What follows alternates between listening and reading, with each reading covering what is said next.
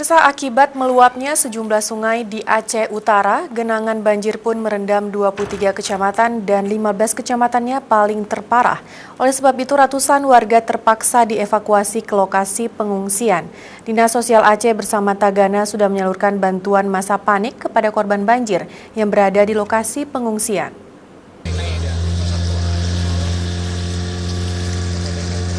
Beginilah kondisi banjir di Kabupaten Aceh Utara.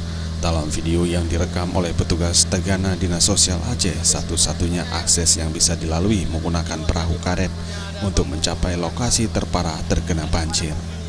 Pantauan ini guna memastikan kondisi masyarakat atau wilayah-wilayah yang masih terisolir.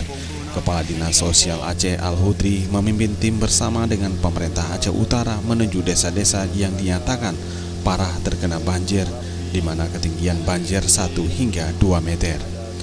Di pusat ibu kota Kabupaten Aceh Utara, Lok Sukun, genangan air banjir merendam area pertokoan atau pusat perdagangan.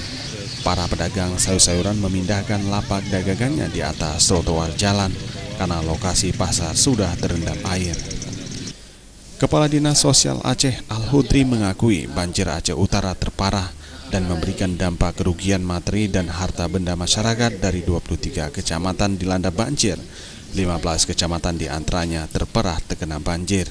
Dengan jumlah korban banjir 8.266 kepala keluarga dengan jumlah jiwa 33.110 orang dengan 88 lokasi tempat pengungsian bagi masyarakat. Dan Dinas Sosial Aceh sudah menyalurkan bantuan beras, selimut, perlengkapan bayi dan kebutuhan lainnya untuk status tanggap darurat dilaksanakan selama 14 hari.